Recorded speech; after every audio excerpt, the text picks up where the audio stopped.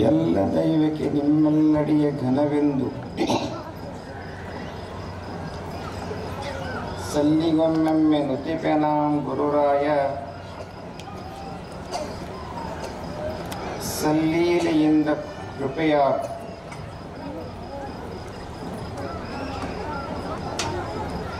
ಸದಾ ಸ್ಮರಣೀಯರಾದ ಬಸವಾದಿ ಶಿವಶರಣರನ್ನ ನಿರಾಗನ ಗವಿಸಿದ್ದೇಶನನ್ನ ಮಹಾಮಹಿಮರಾದ ಪೂಜ್ಯ ಶ್ರೀ ಚನ್ನವೀರ ಶರಣರನ್ನ ಈ ಸಂದರ್ಭದಲ್ಲಿ ಸ್ಮರಿಸಿ 29ನೇ ಪುಣ್ಯ ಸ್ಮರಣೋತ್ಸವ ಶ್ರೀಮಠದ ಜಾತ್ರಾ ಮಹೋತ್ಸವ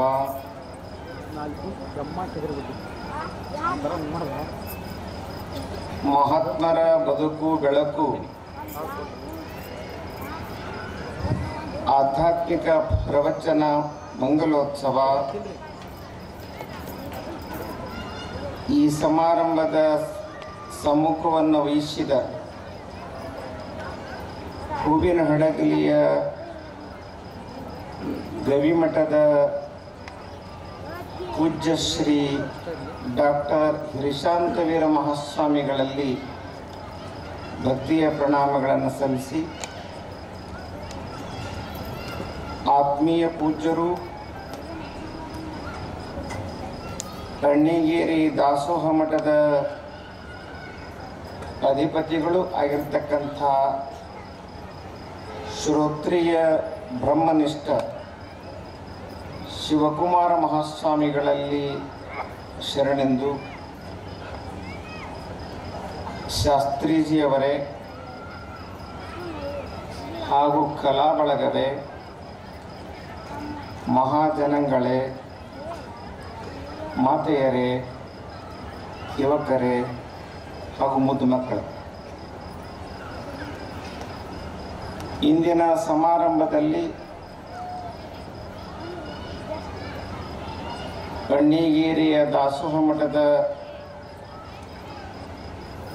ಶಿವಕುಮಾರ ಮಹಾಸ್ವಾಮಿಗಳು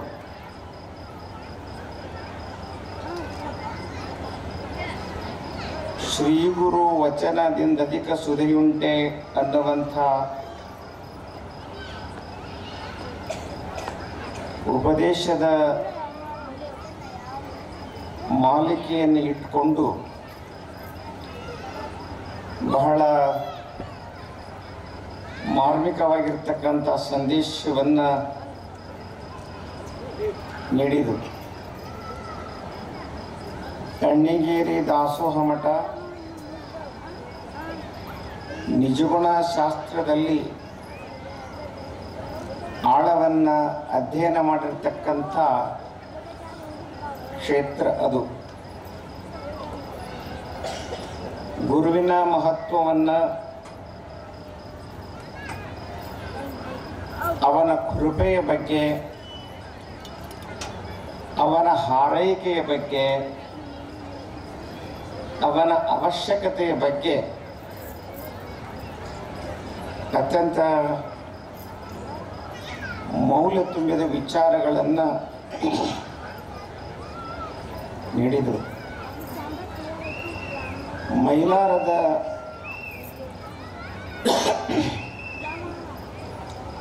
ಬಸವಲಿಂಗ ಶರಣರು ತಮ್ಮ ತ್ರಿಪದಿಯಲ್ಲಿ ಒಂದು ಮಾತನ್ನು ಬರೀತಾರೆ. ಶ್ರೀ ಗುರುವೇ ಭಕ್ತರ ಕಲ್ಪತರುವೆ, ಸಜ್ಜನ ಮನೋಹರವೇ,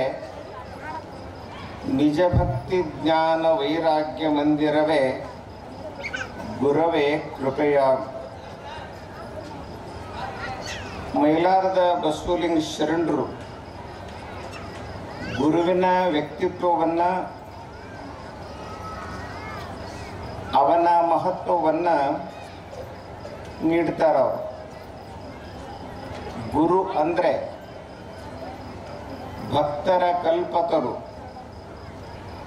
ಕಾಮಧೇನು ಕಲ್ಪವೃಕ್ಷ, ಬೇಡಿದ್ದನ್ನು ನೀಡುವಂಥ,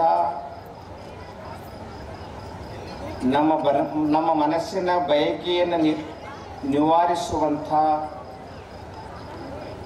ನಮ್ಮ ಸಂಕಲ್ಪವನ್ನು ಪೂರೈಸುವಂಥ ಶಕ್ತಿ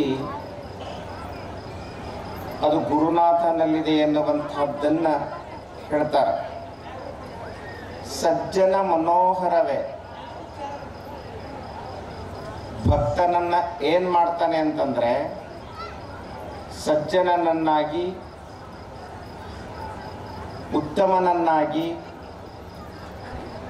ಭಕ್ತನನ್ನಾಗಿ, ಆಚಾರ ವಿಚಾರವನ್ನು ನೀಡುವುದರ ಮೂಲಕವಾಗಿ ಅವನ ಬಾಳನ್ನು ಬೆಳಗಿಸ್ತಾನೆ. ನಿಜ ಭಕ್ತಿಯನ್ನು ನೀಡ್ತಾನೆ. ಜ್ಞಾನ, ಯಾವುದನ್ನು ಮಾಡಬೇಕು, ಯಾವುದನ್ನು ಮಾಡಬಾರದು ಅನ್ನುವಂಥದ್ದನ್ನು ಅರಿವು, ತಿಳುವಳಿಕೆಯನ್ನು ಗುರುನಾಥ್ ಕೊಡ್ತಾನೆ. ವೈರಾಗ್ಯ ಮಂದಿರವೇ, ವಿಷಯದಲ್ಲಿ ವಿರಾಗತನ, ವಿಷಯದಲ್ಲಿ ನಿರ್ಲಿಪ್ತ ಭಾವವನ್ನು ಕೊಡ್ತಕ್ಕಂಥ ಶಕ್ತಿ ಗುರುವಿನಲ್ಲಿದೆ. ಅಂತಹ ಗುರುಗಳನ್ನು ನಮ್ಮ ಬದುಕಿನಲ್ಲಿ ಪಡೆಯುವಂಥ ಪ್ರಯತ್ನವನ್ನು ಮಾಡಬೇಕು. ಗುರು ಅಂದರೆ ಒಂದು ವರ್ಗಕ್ಕೆ, ಒಂದು ಪಕ್ಷಕ್ಕೆ, ಒಂದು ಸಮಾಜಕ್ಕೆ, ಒಂದು ಕೋಮಿಗೆ ಸೇರಿದವನಲ್ಲ. ಗುರು ಆದವನು ಮನದ ಕಾಳಿಕೆಯನ್ನು ನಿವಾರಿಸುವಂಥ, ಭವಬಂಧನವನ್ನು ನಿವಾರಿಸುವಂಥ ಶಕ್ತಿ ಗುರುವಿನಲ್ಲಿದೆ. ಅದನ್ನೇ ಕುರಿತು ವಚನಕಾರರು ನಿರೂಪಣೆಯನ್ನು ಮಾಡ್ತಾರೆ. ಗುರುವಚನವಲ್ಲದೆ ಲಿಂಗವೆಂದೆನಿಸದು. ಗುರುವಿನ ಉಪದೇಶ, ಗುರುವಿನ ಕೃಪೆಯಿಂದ ಆ ಕಲ್ಲು ಲಿಂಗವಾಗ್ತದೆ. ಗುರುವಚನವಲ್ಲದೆ ನೇಮವೆಂದೆನಿಸದು. ನಾವು ಯಾವುದೇ ವ್ರತ, ಯಾವುದೇ ನಿಯಮ, ಯಾವುದೇ ಆಚಾರವನ್ನು ಮಾಡಬೇಕಾದ್ರೆ ಅದಕ್ಕೆ ಗುರುವಿನ ಮಾರ್ಗದರ್ಶನ ಬೇಕು. ಗುರುವಚನವಲ್ಲದೆ ಅದು ನಿತ್ಯವೆಂದೆನಿಸದು. ಗುರುವಚನ ಇದ್ದಾಗ ಮಾತ್ರ ಅದು ನಿತ್ಯವನ್ನು ಹೊಂದದೆ, ಸತ್ಯವನ್ನು ಹೊಂದದೆ, ಅದರಲ್ಲಿ ಪಾವಿತ್ರತೆ ಎನ್ನುವುದನ್ನು ಕಾಣ್ತೇವೆ ಎನ್ನುವಂಥ ಮಾತನ್ನು ಈ ಪ್ರಸಂಗದಲ್ಲಿ ಹೇಳಿ, ಮೈಲಾರದ ಬಸವಲಿಂಗ ಶರಣರು 333 ಗುರುಕರ್ಣ ತ್ರಿವೇದಿ ಎನ್ನುವಂಥ 333 ತ್ರಿಪದಿಗಳನ್ನು ಬರೆದು, ಅದಕ್ಕೆ ಒಂದು ಇತಿಹಾಸ ಇದೆ. ಮೈಲಾರ ಬಸವಲಿಂಗ ಶರಣರು ಲಿಂಗನಾಯಕನಹಳ್ಳಿಯ ಚನ್ನವೀರ ಮಹಾಶಿವಯೋಗಿಗಳ ಶಿಷ್ಯಂದಿರು. ಅವರ ಕೈಂಕರ್ಯದಲ್ಲಿ, ಅವರ ಗರಡಿಯಲ್ಲಿ, ಅವರ ಶಿವಾನುಭವ ಗೋಷ್ಠಿಯಲ್ಲಿ ಬೆಳೆದವರು. ಶರಣಸ್ಥಳದ ದೀಕ್ಷೆಯನ್ನು ಅವರು ಪಡೆದವರು. ಶಿವಯೋಗಿಗಳಿಗೆ ವಯಸ್ಸಾಗಿರ್ತದೆ. ಆವಾಗ ಶಿಷ್ಯರನ್ನು ಕೇಳ್ತಾರವ್ರು. ಮೈಲಾರದ ಬಸವಲಿಂಗ ಶರಣರನ್ನು ಕೇಳ್ತಾರವ್ರು, ಏನು ಬಸವಲಿಂಗ ಶರಣರೇ, ನಮ್ಮ ಮಠಕ್ಕೆ ಮರಿ ಆಗಬೇಕಾಗಿದೆ, ಇಂಥವ್ರು ಮಾಡಿದರೆ ಹೆಂಗ ಆಗುತ್ತಾ ಅಂತ ಕೇಳ್ತಾರೆ. ಒಂದು ಘಟನೆ ಏನೇ ನಡೆದಿರ್ತದೆ ಅಂತಂದರೆ, ಲಿಂಗನಾಯಕನಹಳ್ಳಿಯ ಚನ್ನವೀರ ಶಿವಯೋಗಿಗಳು ಬಹಿರ್ದೇಶಕ್ಕೆ ಹೋದಾಗ ತಾವು ಕರೆದುಕೊಂಡು ಹೋಗಿರುವಂಥ ಮರದೇವರ ಒಂದು ಅವರ ಕೈ ಬೆರಳಿಗೆ ಹುಲಿ ಕಚ್ಚಿರುತ್ತದೆ. ಆಜ್ಞೆ ಮಾಡ್ತಾರೋ ಲಿಂಗನಾಯಕನಹಳ್ಳಿಯ ಚನ್ನವೀರ ಶಿವಯೋಗಿಗಳು, ಇವ ನಮ್ಮ ಶಿಷ್ಯ ಅದಾನ, ಅವನು ಮುಟ್ಟಬೇಡ ಅಂದ್ರೆ ಆ ಹುಲಿ ಹಿಂದಕ್ಕೆ ಸರಿತದೆ. ಅದು ಘಟನೆ ನಡೆದು ಸುಮಾರು ವರ್ಷಗಳು ಆಗಿರ್ತದೆ. ಆವಾಗ ಬಸವಲಿಂಗ ಶರಣರು ಒಂದು ಮಾತು ಹೇಳ್ತಾರೆ, ನೀವೇನು ಮರದೇವ್ರನ್ನ ಆರಿಸಿ ಖರೆ, ಆದ್ರೆ ಅವನಿಗೆಲ್ಲ ಶಾಸ್ತ್ರ ಜ್ಞಾನ ಶಿವಾನುಭವ ಅರಿವು ಇದೆ. ಆದ್ರೆ ಒಂದು ಬೆರಳು ಅವ್ರು ಕಟ್ಟಾಗಿದೆ, ಮಾಡಲಿಕ್ಕೆ ಬರುವುದಿಲ್ಲ, ಊನಾಗಿದೆ ಮರದೇವರು ಅನ್ನುವಂಥ ಮಾತನ್ನು ಹೇಳ್ತಾನೆ. ಆವಾಗ ಶಿವಯೋಗಿಗಳು ಬಸವಲಿಂಗ ಶರಣರಿಗೆ ಶಾಪವನ್ನು ಕೊಡ್ತಾರೋ.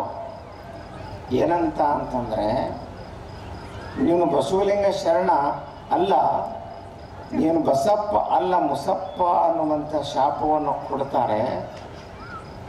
ಆವಾಗ ಶರಣರ ಮುಖ ಮಂಗನ ಹಾಗೆ ಅದು ಕಪ್ಪಾಗ್ತದೆ, ಅವರ ಇರುವಿಕೆಯೂ ಕೂಡ ಬೇರೆ ಆಗ್ತದೆ. ಸುಮಾರು ವರ್ಷಗಳ ಹೋದ ನಂತರ, ಸುಮಾರು ತಿಂಗಳುಗಳು ಆದ ನಂತರ ಶರಣರು ಗುರುಕರ್ಣ ತ್ರಿವಿಧಿ ಎನ್ನುವಂಥ ಸ್ತೋತ್ರವನ್ನು ಮಾಡ್ತಾರೆ. ಶ್ರೀ ಗುರುವೇ ಸತ್ಕ್ರಿಯ ಆಗರವೇ ಸುಜ್ಞಾನ ಸಾಗರವೇ, ಎನ್ನ ಮತಿಗೆ ಮಂಗಲವಿತ್ತು ರಾಗದಿಂಬೇಗ ಕೃಪೆಯಾಗು. ಹಿಂಗೆ 333 ಶ್ಲೋಕಗಳನ್ನು ಪ್ರಾರ್ಥನೆ ಮಾಡಿದಾಗ ಗುರುನಾಥನ ಕೃಪೆ ಆಗ್ತದೆ. ಬಸಪ್ಪ ಹೋಗಿ ಮತ್ತೆ ಬಸವಲಿಂಗ ಶರಣರು ಆದರು ಅನ್ನುವಂಥ ಸಂದೇಶವನ್ನು ಅವರ ದ್ವಿಪದಿಯಲ್ಲಿ ನಾವೆಲ್ಲ ಕಾಣ್ತೇವೆ. ಬದುಕಿನಲ್ಲಿ ಯಾವುದೇ ಶರಣರು ಸತ್ಪುರುಷರು ಮಹಾನುಭಾವರಾಗಬೇಕಾದ್ರೆ ಗುರುಕೃಪೆ ಎನ್ನುವಂಥದ್ದು ಅತ್ಯಂತ ಅವಶ್ಯ ಅನ್ನುವಂಥ ಮಾತನ್ನು ಈ ಪ್ರಸಂಗದಲ್ಲಿ ಹೇಳಿ, ಇಂತಹ ವೇದಿಕೆಗೆ ಅಣ್ಣಿಗೇರಿಯ ಪರಮಪೂಜ್ಯ ಶ್ರೀಗಳು, ಮುಂಡರಗಿಯ ಸಂಸ್ಥಾನ ಮಠದ ಜಗದ್ಗುರುಗಳು, ನಮ್ಮ ಹಡಗಲಿಯ ಪರಮಪೂಜ್ಯ ಶ್ರೀಗಳು ಆಗಮಿಸಿ ದರ್ಶನ ಆಶೀರ್ವಾದ ಶುಭ ಸಂದೇಶವನ್ನು ನೀಡಿದ್ದಾರೆ ಎನ್ನುವಂಥ ಮಾತನ್ನು ಈ ಪ್ರಸಂಗದಲ್ಲಿ ಹೇಳ್ತಾ, 9 ದಿನಗಳ ಕಾಲ ಮಹಾತ್ಮರ ಬದುಕು ಬೆಳಕು ಆಧ್ಯಾತ್ಮ ಪ್ರವಚನವನ್ನು ನಮ್ಮ ಶ್ರೀಮಠದ ವಿದ್ಯಾರ್ಥಿ ಪ್ರವಚನ ರಂಗದಲ್ಲಿ ಅತಿ ಕಿರಿಯ ವಯಸ್ಸಿನಲ್ಲಿ ಇವತ್ತು ನಾಡಿನ ತುಂಬೆಲ್ಲ ಬಹುದೊಡ್ಡ ಹೆಸರನ್ನು ಮಾಡಿರ್ತಕ್ಕಂಥ ಪಂಡಿತ್ ಪುಟ್ಟರಾಜ ಶಾಸ್ತ್ರಿಗಳವರು ನಮ್ಮ ಜೊತೆಗಿದ್ದು ಪ್ರವಚನವನ್ನು ನೀಡಿದ್ದಾರೆ. ಅವರಿಗೂ ಕೂಡ ಒಳ್ಳೆಯದಾಗಲಿ ಅಂತ ಹಾರೈಸಿ, ಹಾಗೆಯೇ ಸಂಗಮೇಶ್ ಲೀಲಾ ಅವರ ಸಂಗೀತವನ್ನು, ಪ್ರತಾಪ್ ಹಿರೇಮಠರವರು ತಬಲಾ ಸಾಥನ್ನು ನೀಡಿ ಈ ಕಾರ್ಯಕ್ರಮಕ್ಕೆ ತಮ್ಮದೇ ಆಗಿರ್ತಕ್ಕಂಥ ವಿಶೇಷತೆಯನ್ನು ಕೊಟ್ಟಿದ್ದಾರೆ. ಅವೆಲ್ಲ ಕಲಾವಿದರಿಗೆ ಪರಮ ಪೂಜ್ಯರ ಕೃಪೆ ಸದಾ ಇರಲೆಂದು ಹಾರೈಸಿ, ಇಂತಹ ಸಂದರ್ಭದಲ್ಲಿ ತುಲಾಭಾರದ ಭಕ್ತಿ ಸೇವೆಯನ್ನು ಇಟ್ಟುಕೊಂಡಿರ್ತಕ್ಕಂಥ ವೀರನಗೌಡ ರುದ್ರಗೌಡ ಶಿವಳ್ಳಿಯವರು, ಬೆಳವಣಿಗೆ ಗ್ರಾಮದ ಸದ್ಭಕ್ತರು ವೀರಭದ್ರಪ್ಪ ಗುರಪ್ಪ ಕಡ್ಲಿಯವರು, ಅವರ ಮಕ್ಕಳಾದ ಶಿವರಾಜ್, ಗುರುಪ್ರಸಾದ್, ಚನ್ನವೀರೇಶ ಕಡ್ಲಿ ಕುಟುಂಬ ವರ್ಗದವರು, ಹಾಗೆಯೇ ಶ್ರೀಮಠದ ಭಕ್ತರಾಗಿರ್ತಕ್ಕಂಥ ಶರಣಪ್ಪ ಬಸವರೆಡ್ಡಪ್ಪ ಖರಡ್ಡಿ ಸಹೋದರರು, ಹಾಗೆಯೇ ವಿಶಾಲಾಕ್ಷಿ ಭೀಮರೆಡ್ಡಿ ಗೂಡ್ರೆಡ್ಡಿಯವರು ಕೂಡ ಇವತ್ತು ತುಲಾಭಾರದ ಭಕ್ತಿ ಸೇವೆಯನ್ನು ಇಟ್ಟುಕೊಂಡಿದ್ದಾರೆ. ಈ ತುಲಾಭಾರದ ಭಕ್ತಿ ಸೇವೆಯನ್ನು ನೆರವೇರಿಸಿರ್ತಕ್ಕಂಥ ಎಲ್ಲ ಮಹನೀಯರಿಗೆ ಅಜ್ಜನ ಕೃಪೆ ಸದಾ ಇರಲಿ. ಅಂಧ ಅನಾಥ ಮಕ್ಕಳ ಶಿಕ್ಷಣ ಅವರ ದಾಸೋಹಕ್ಕೆ ಈ ಸೇವೆ ಸಲ್ತದೆ. ತಮ್ಮೆಲ್ಲರಿಗೂ ಒಳ್ಳೆಯದಾಗಲೆಂದು ಹಾರೈಸಿ ನನ್ನೆರಡು ಮಾತು ವಿರಾಮ. ಕರುನಾಡ ಜನ ಯೂಟ್ಯೂಬ್ ಚಾನೆಲ್ನ ಸಬ್ಸ್ಕ್ರೈಬ್ ಮಾಡಿ, ವಿಡಿಯೋಗಳನ್ನು ಶೇರ್ ಮಾಡಿ, ಲೈಕ್ ಮಾಡಿ.